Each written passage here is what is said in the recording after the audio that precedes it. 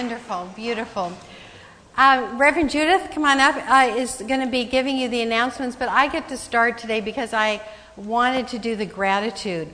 Last Wednesday, as is our custom on the fourth Wednesday of each month, we have our core council meeting, and for the first time since I have been here, since 1995, we had our dinner made for us. Usually we rotate, but the core council does the business for the center, and so it was the visioning core that elected to make dinner for us. And I cannot tell you how that served us. The wonderful food, healthy food, served with love. And so I want to thank Susie Coide. There's Susie. Susie's the head of the visioning core. And I think they enjoyed it. So if any other team would like to make dinner for us, we are so open now. Please welcome Reverend Judith.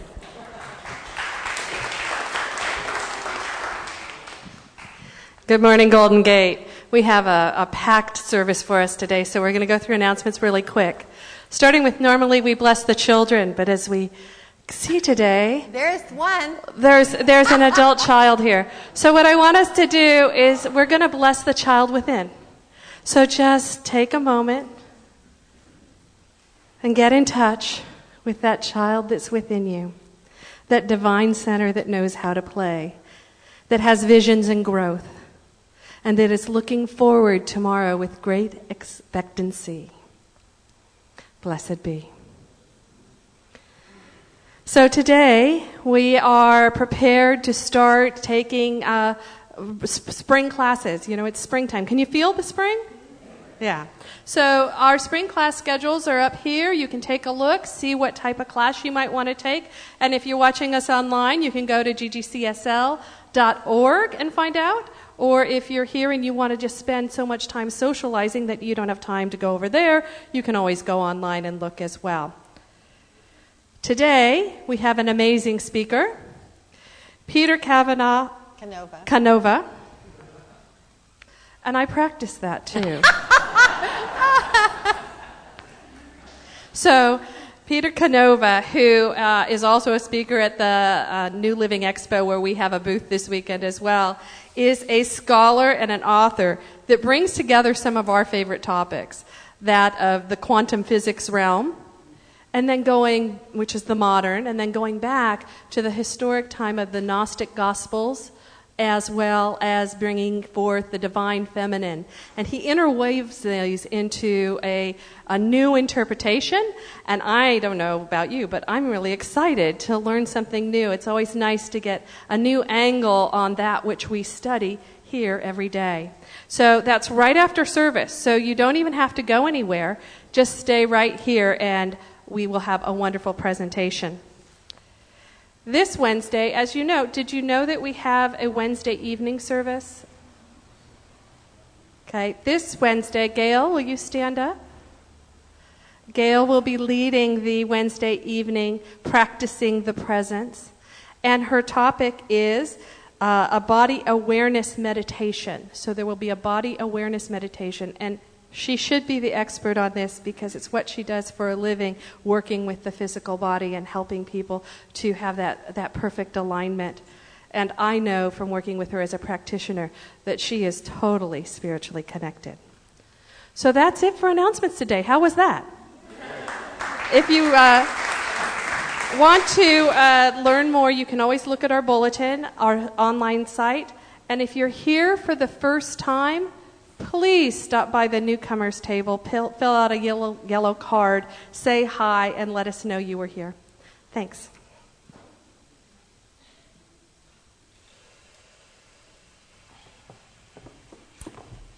About 3 times a year, we have the wonderful and glorious experience of increasing our family. So we are welcoming new members this morning. So I would like Libby, Linda, Patty, Nancy, and Cynthia and Tom to come forward, line up right here. I'd also like Carolina Kavalstad, who is the new member, well, she's membership chair on the Corps. If you would just stand in the presence here with your new people, that would be great. And I'm going to call Gail up, who is our vice president. So, Libby, here's your little rock there. So, if you would, these are our, aren't these great new members? These are fabulous new members.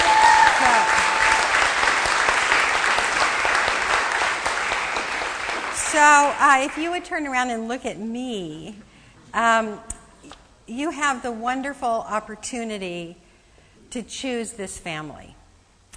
The family that you were born into, although in a cosmic way we do believe that choice is always involved, in this lifetime you chose the Golden Gate Center for Spiritual Living as your spiritual home. And as the greatest qualities of home, we would wish for you that you are supported, that you are seen for the unrepeatable miracle that you are, that you let yourself feel safe here, that you are unconditionally for this whole wonderful spiritual family, and that together we will grow old and wise and have the time of our lives. I honor the choice that you have made. I know and love each one of you and want to know you better and better through the years. Good job, Carolina. And now, Gail, if you would just say a word of welcome as the Vice President here. I'm so honored to have you here, that you want to come to this community to make it your new home, and that we believe in unconditionally loving and just accept all that want to choose this as your home. So welcome on behalf of this congregation and the Corps Council.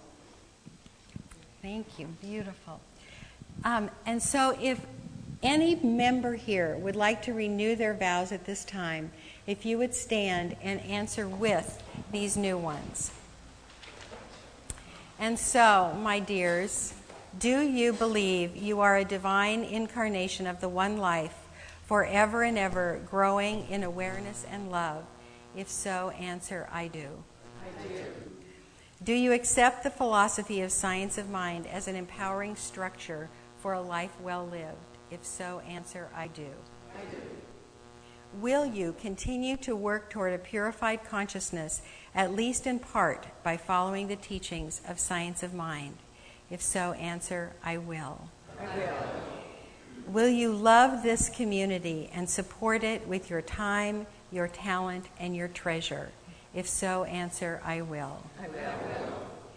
And then for all of us, do you all make a conscious commitment to share joys and sorrows together, to delight in one another, to share our lives, and do you promise to seek to see the face of God as you look into each other's eyes? If so, answer, I do. I do. You may be seated out there. And so now, as is our custom, we have a riverbed on the altar symbolizing the family that has come before you. And so I have the microphone here, and if you could just kind of come forward, and Libby, you go to the altar and put your rock down, say your name and what you bring to the community. I'm Libby Wright, and I bring enthusiasm. I'm Nancy Grace, and I bring acceptance. I'm Patty Fitzsimmons, and I bring a loving heart. I'm Linda Yeager, and I bring creativity. I'm Cynthia Kuhn, and I bring reflection. I'm Tom Barr, and I bring dream. And my dream left the rock, so I have to go find it. So. Pass the microphone back here. And so go ahead and place your stone in the riverbed of all of this family. And then if you would look out at your new family members, and if you would welcome them with uproarious welcome. Yes! Woo!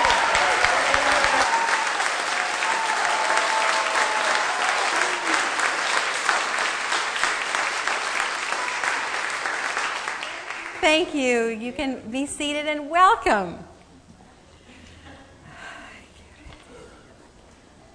So I'd like to also now have you look at this wonderful altar. We have a few new people on our altar team today. This is an amazing altar with the word. Let me just get the word trust, which is our word for the day on the altar with all of our new family members. This is an altar by Sandra Aguirre. So would you stand, Sandra? Thank you.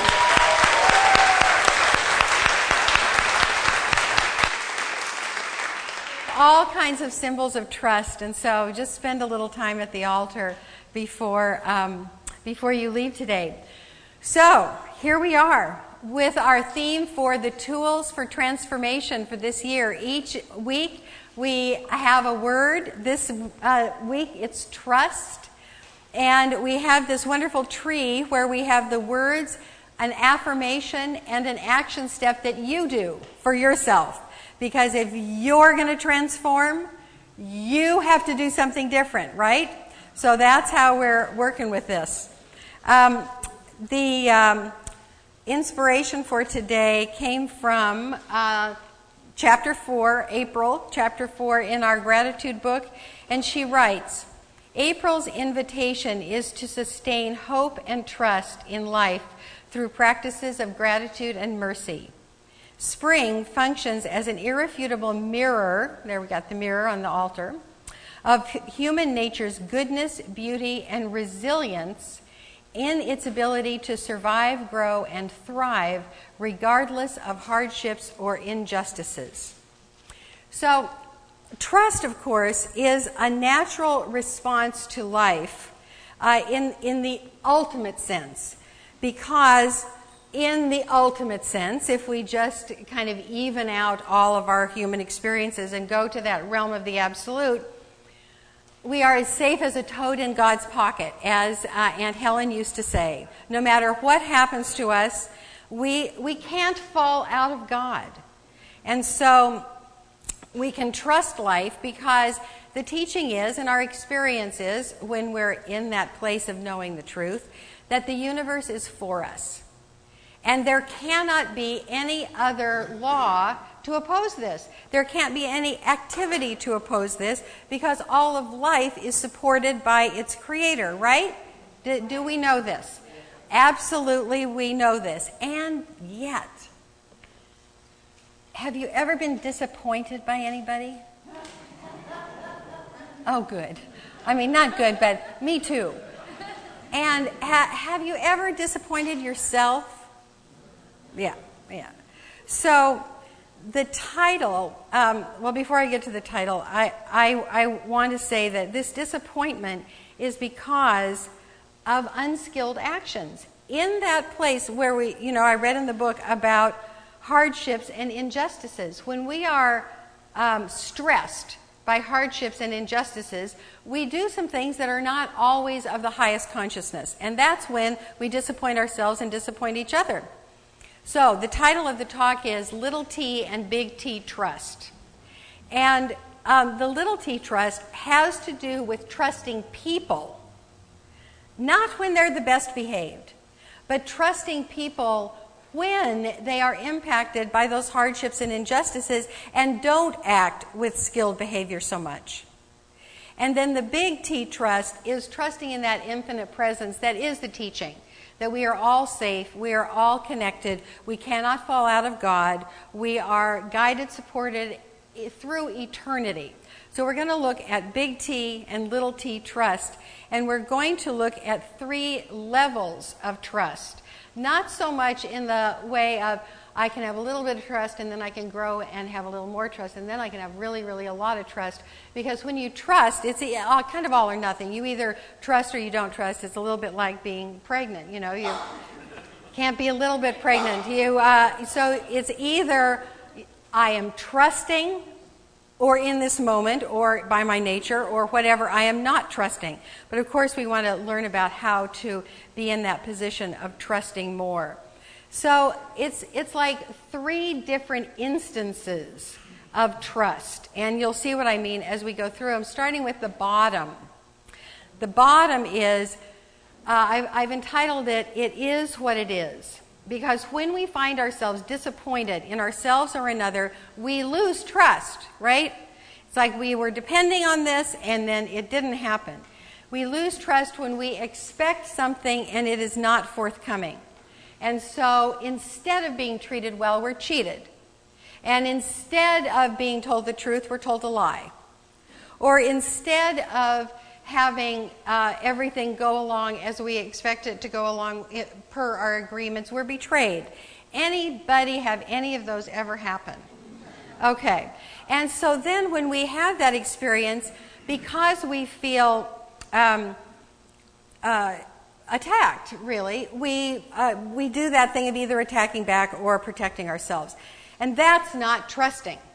So we can, with just a little shift in our consciousness, stay in trust, even though we've had people or ourselves operate with unskilled behavior. And this is the way we do it. We trust people to be consistent. We trust people to be consistent. Either they are consistently growing and mastering new levels of life, or they are consistently staying the same, or they're consistently operating by behaving through some buttons. You know, those buttons that you can activate? And so an activated button puts us into survival mode. And when we're in survival mode, it's when we do those things that create a disconnect and a lack of trust. So I know that most of you have heard this story of the scorpion and the toad. So there was a scorpion and a toad that needed to get across a little stream, and the scorpion couldn't swim, and so the scorpion said, "Let me ride on your back, please, Mr. Toad." And the toad said, "Well, I would, but you'll sting me." And the scorpion said, No, I won't sting you." And the toad said, "Well, I think you probably will." And then the scorpion said, "No, I won't." And then they set off with the scorpion on top of the toad, and in the middle of the stream, the scorpion stings the toad. And then as they're both going to die, one by poison and one by drowning, the toad said, "Why did you do that?" And the scorpion said, "Well, it's my nature." And so in the infinite sense, I want to say the toad is still as safe as if he were in God's pocket, because the toad, having died, goes into the, toad heaven, or, toad immortality, because you can't kill life, all right? Okay. So, not to say that anybody is dangerous by nature, but that story is kind of like a troubled couple, okay? If you haven't been here, you've known somebody that is in a troubled relationship and they have disappointed each other. And one of them says, "I have to leave." And the other one says, No, I'll change. I promise I'll change. Okay. And Ed's had a few of those. And so they go on, more disappointment, and the one says, "I got to leave." And the other one says, No, I'll change. And so, of course, they don't. These are the people that really become our spiritual teachers, because what we can do is we can love them. We can depend on them to be consistent unless they do some major spiritual work and we do some major spiritual work with them. And at the same time, we can know that as they are being consistent, we can know that because they have the same divine life in them that we have in us, that there is a potential for them to rise above this. And so we kind of operate at two levels. We realize that they are probably going to do the same thing again. We trust that that'll happen. And then we also trust that there is a way for them to shift and change, and it may be us that's their teacher, and it may not be. Okay? This is all going to start feeling much better. Because the next level of trust is knowing that benevolent essence, that all people are inherently good. And no matter if they do some unskilled thing every once in a while, remember Mother Teresa who said, there goes another child of God in such an interesting disguise. And so I'm sure that she was operating on both these levels, realizing that we've got some unskilled people here, and at the essence they are divine and perfect, whole and complete, just like everybody else. So I have a story, a great story that shows these two stages and shifting one to another. This is a true story. This is a friend of mine. Actually, many of you know Melissa Felipe. Melissa is going to speak here at the end of May, and her partner is a woman named Z. Z looks masculine, and she has very, very short hair.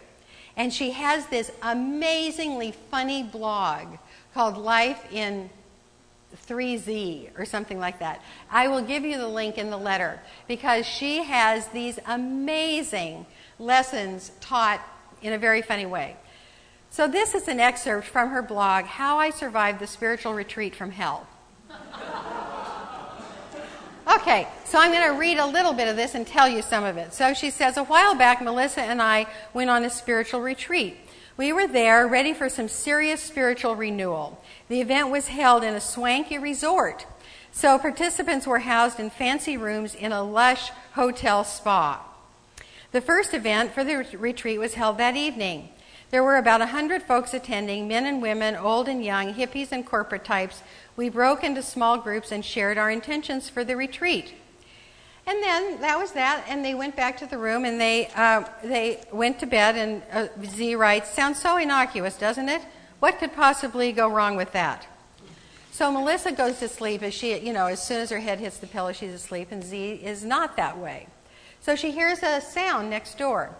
It was our next door neighbors. Even though we were in a swanky place, we were separated from their room by a door through which I could apparently hear everything they were saying. And here's the weird part. They were talking about me. There was a man's voice and a woman's voice, and the woman was saying things like, I don't understand why she has to look like a man. If she hates men, why does she have to look like one?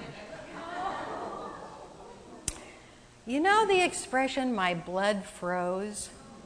That's what happened. I felt myself shrink and freeze under the covers, listening to our neighbors talk about me.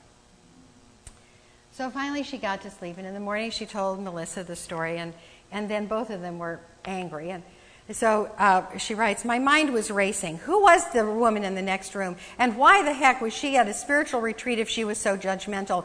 And how was I supposed to enjoy the rest of the event knowing she harbored such negative feelings about me? In our morning session, I scanned the room, trying to locate the perpetrator. There were several heterosexual couples there, so it was difficult to narrow it down. I knew the voice, though, so that helped. Eventually, it was down to 2 candidates. The problem was, I didn't know which one to hate.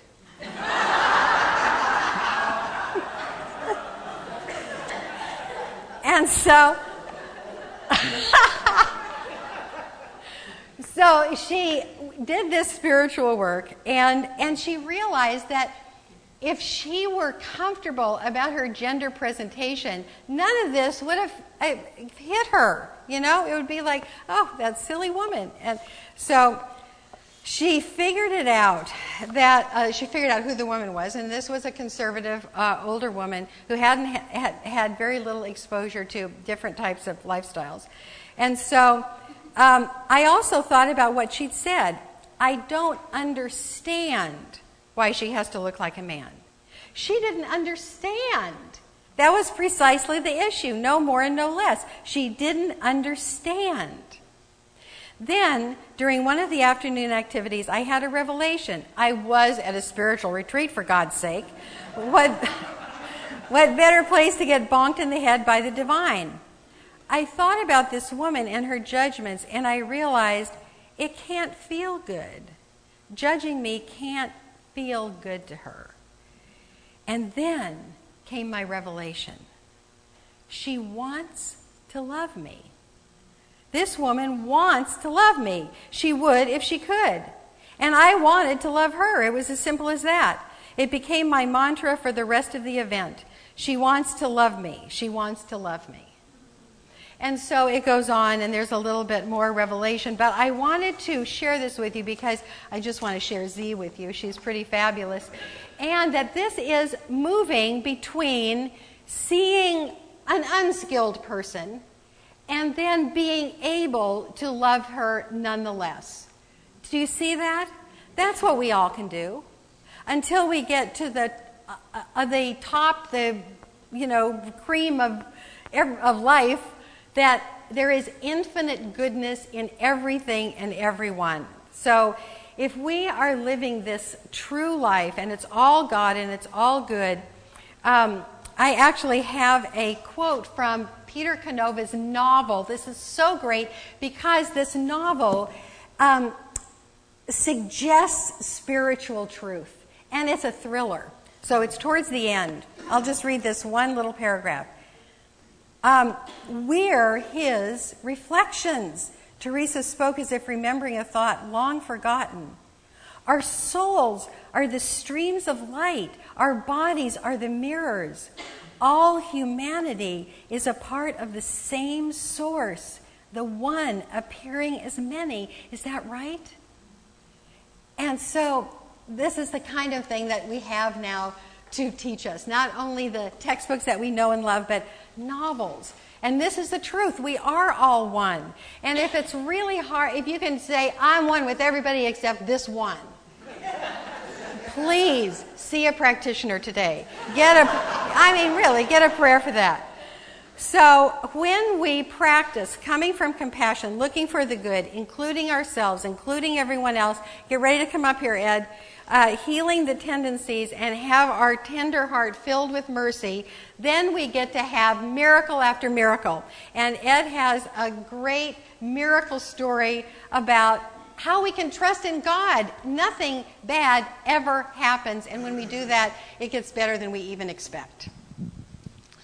Last February, I was sitting in a lavender garden on the top of Belvedere Island at the end of Golden Gate Avenue, and I put my favorite digital camera down beside me on the bench and proceeded to get distracted with the beauty around me. About 9:30 at night, as I was crawling into bed, I heard the rain start coming down, and I instantly remembered where I had left my camera. So I dressed up and got a raincoat on and a flashlight and ran up to the top of the hill. And when I got there, there was no camera, but there was a note, a rain-soaked note, and it had a rock holding it down. And I picked it up, and it said, if you left a camera here this afternoon, I have it. Call me at such and such. My name is Janice. So that was fine. The next morning, we got together, and I got my camera, and I gave her my business card in the course of the discussion, and left. Last Saturday night, a week ago, Saturday night, I was driving back to Belvedere and Tiburon, and I got a call from an officer, Sergeant McVeigh of the Tiburon Police Department, who said, do you know Janice Crum? I said, no, I don't. And I absolutely couldn't remember because I didn't get her last name. As soon as I hung up, I had a sneaky, what he told me was they had found her wallet in downtown Tiburon. The only phone number in the entire wallet that they could contact, because turns out she had moved a couple of times, was my business card. And so the next day they returned it to her and she got it back. If she hadn't returned my camera, she probably wouldn't have gotten her wallet back. Isn't that great?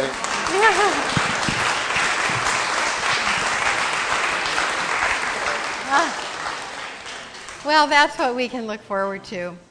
So just give yourself to trust and know that All is God, all is good. And as we conclude this beautiful month of April, we had 5 Sundays, and so the words were playfulness, immortality, healing, mercy, and trust. So here's our little conclusion for April. It is with playfulness that we dance through the doorways that prove immortality. Our natural healing tendencies and our tender heart, filled with mercy, lead us to trust every day of forever. So happy April. And I noticed some of you looking at the clock. I am finishing early because we have an introduction to make of Peter Canova, and he is going to speak for about 10 minutes and entice you to stay. At noon, he will do an hour-and-a-half presentation. So please help me welcome this extraordinary scholar and author, Peter Canova.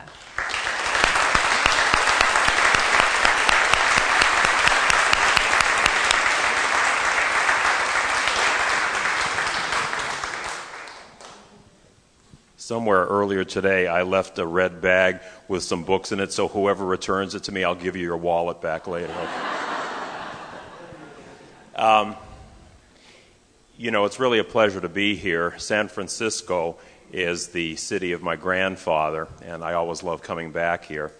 And I just want to say that I had the pleasure of meeting Reverend Karyl and Paula last night at the New Living Expo, and if everybody here has the same exuberance, enthusiasm, and helpfulness that they do, this is probably the most dynamic spiritual center in the country.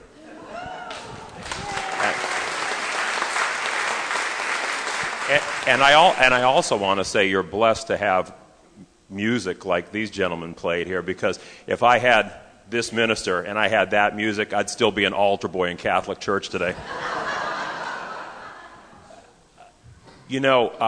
My journey started back in the 1970s, and it was kind of an unlikely trip because I've been pretty much an international businessman all my life. But back in the 70s, I had a series of very vivid experiences that changed the course of my life. And without going into detail, and I'm happy to talk about that later on in my presentation, I started to contact a higher source of information that gave me a homework assignment over a period of a decade, and it gradually unfolded in my mind, and I didn't know where it was going to lead. But in order to understand what was happening to me, and being a Capricorn, it wasn't just enough to have these intuitive experiences. I had to figure out why and how it operated and all the nuts and bolts and everything else, left brain, right brain.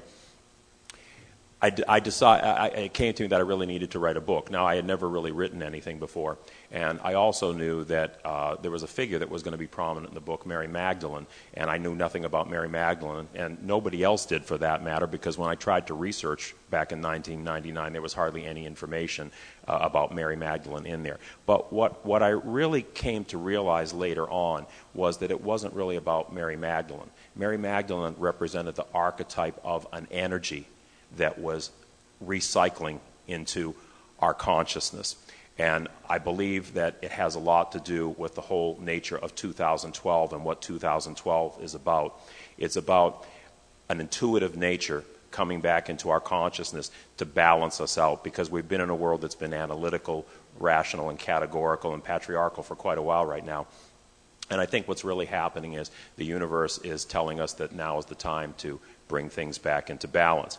But in the course of my study and my research and my own meditations, I ran across some very, very interesting things. For one thing, I was always interested in science, so I have a pretty good background in quantum physics. And as I started to read these ancient texts, what really blew my mind was that I started to see incredible parallels between what was being said 2,000 and 3,000 years ago and what the modern theories of quantum physics were saying about our origin and about our creation. And the book that I decided to write, there was actually a trilogy called The First Souls. The first book of that is called Pope Annalisa. And the trilogy is actually about the origin, destiny, and purpose of humanity. And I learned quite a few things. And let me just ask everybody a question. Now, I know that you are all spiritual seekers, otherwise you wouldn't be here. Most of you probably came from some other mainstream denomination because something wasn't really meeting your needs over there. So how many of you sort of feel that on your spiritual path you have some of the bits and pieces right now? You're not completely there, but you got the bits and pieces of it. You're getting the hang of it. Okay. How many of you feel you got the whole thing down pat? Okay, then you should be up here, and I'm going to sit down to the audience.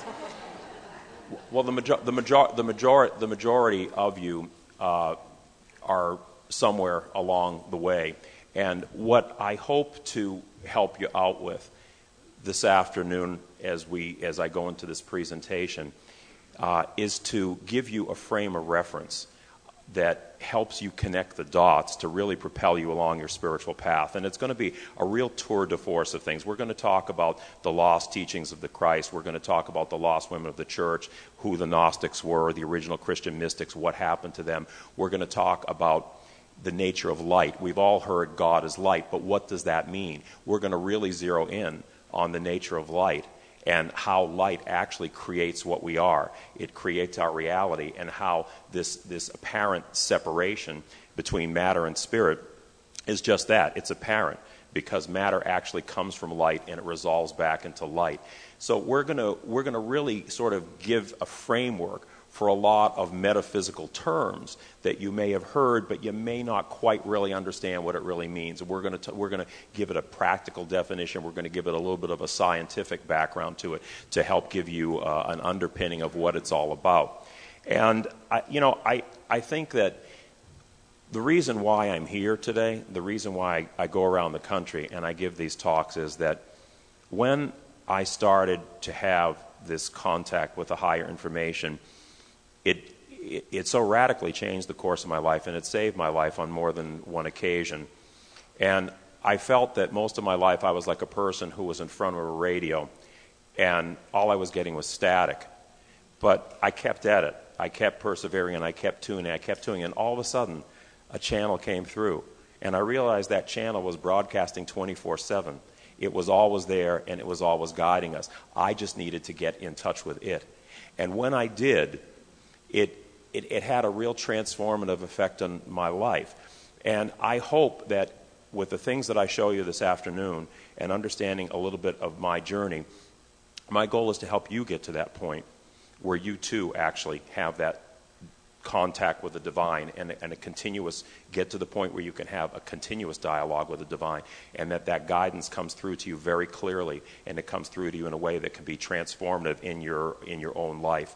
I am not a unique case. I may have read a couple chapters ahead in the book from some of the people here, but I'm not a unique case because we are all part of one source, and we weren't even created by that source. I'll tell you that right now. We were projected by it. We're parts of it. It's like a bubble growing out of another bubble.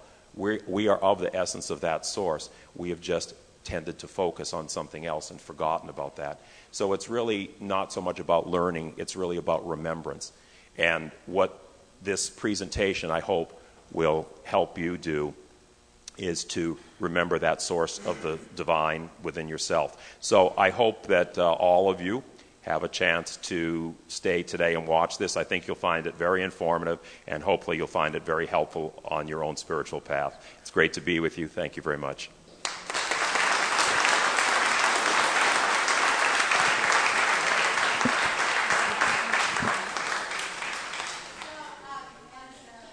And Todd are getting ready. I want to say that right after the service, we have a book signing over here for Peter with his book, and we're going to reorient the stage or the audience so that we can watch a wonderful slideshow. The whole thing is about pictures too. And just a little P.S.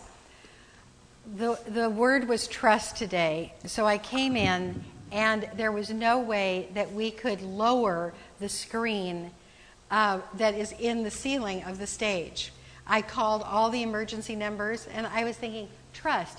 God has such a sense of humor. So this is actually the third screen that we were dealing with. So it's really pretty fun that it's going to work out just fine. Please welcome again Bodie and Todd.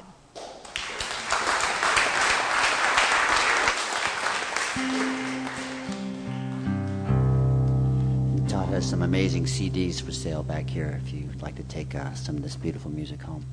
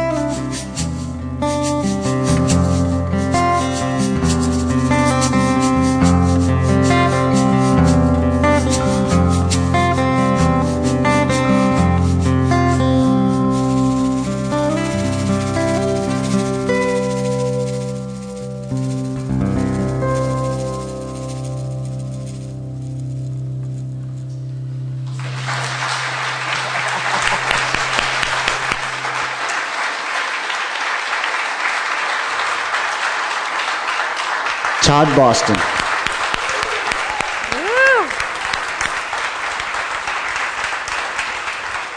Happy Sunday. Now is the time for our tithes and offerings. And for those of you who are watching on the web, you can go right here, www.ggcsl.org, and there's a donate button. The ushers are getting in place. And just a reminder, if you see those little white cards in the baskets, that means that those people have an automatic contribution. And we can arrange that through a credit card, a debit card, a checking account, a savings account. And it's easy for everybody. But no matter what you give, we are so grateful. And I'm grateful for the act of giving that I witness in you every Sunday. So if you would take your gift in your hands and just know that this life force that we call money that moves through our life, we can direct for great good. And as we give into this beautiful center, we know that we are directing this money to great good. Good for ourselves, good for this expanded spiritual family as of this morning, and then good for the whole world. Blessed be. Would the ushers please receive the gifts?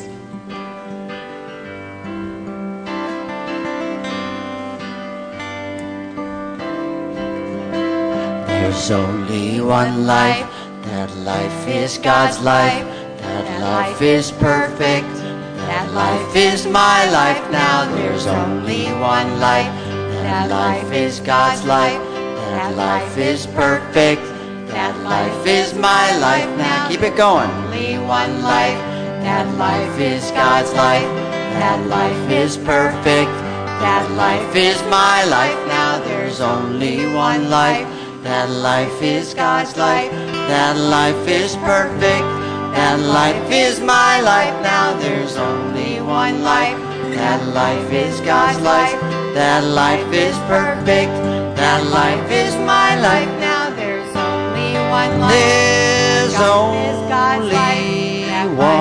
one life, that life is my life now. There's only one life, that life is God's life, that life is my life now. There's only one life, that life is perfect, that life is my life now. There's only one life, that life is my life,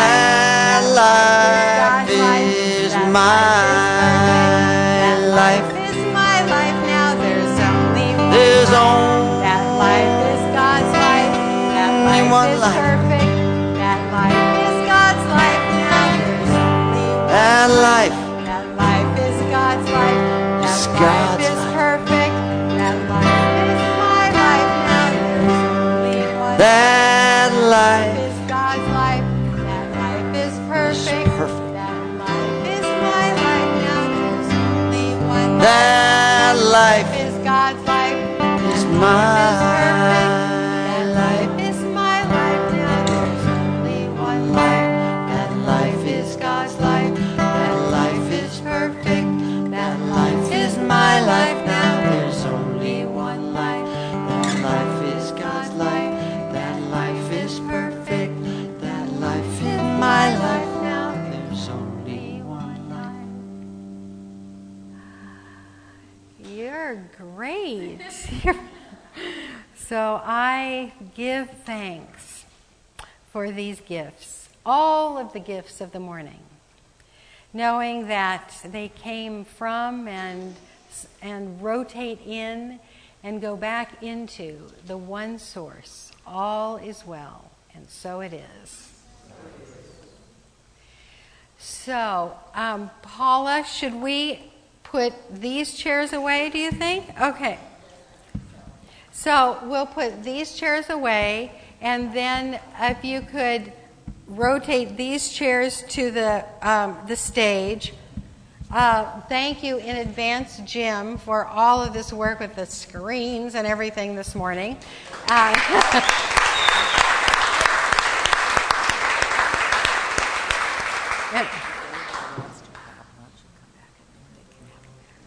Okay, if you want to grab lunch and come back at noon, you can, but please be back at noon. I don't think you should leave.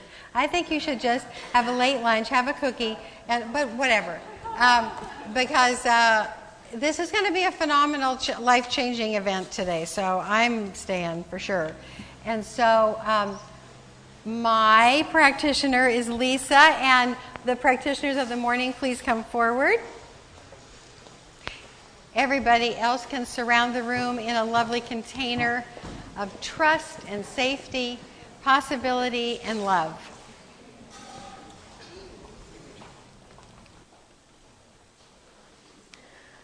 So for anybody that isn't aware, there is a table in the back of the sanctuary. After service, you can go get a prayer from our practitioners. If someone's not available to pray with you in the moment, you can fill out a prayer card, and they'll pray for you all week long. As the symbol of this great web of spirit in which all of creation is a part, the practitioners surround the room, holding this congregation, holding the world in prayer. In that divine order that all of creation is a part of, the divine web under which all of creation rests, symbolizing that trust that Reverend Karyl spoke of today. I am so grateful noticing the activity of spirit that has taken place today in this service, remembering that the activity of spirit walks with me everywhere I go. I give great thanks for all that has been so well served today, all of the people that made this service possible, and for all the hearts that carry today's message with them in the coming weeks, months, and years. I give great thanks for that activity of spirit that is so vital and is so wonderful. So I simply let it be, and so it is.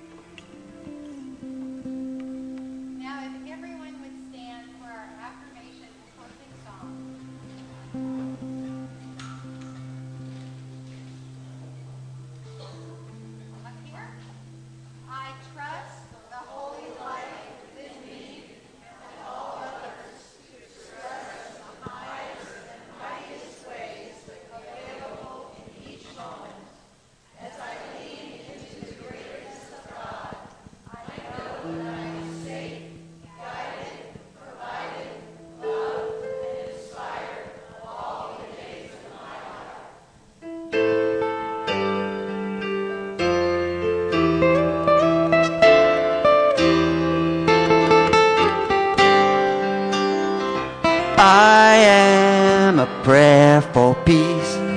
Wherever I go, peace goes. I feel peace inside.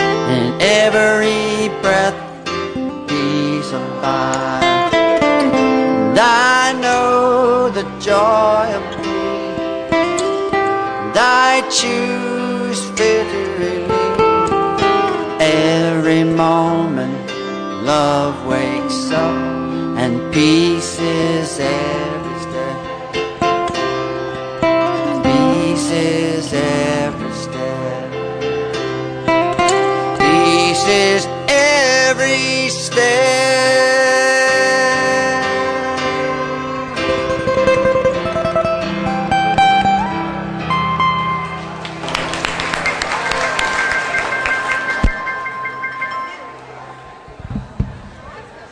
That was fun.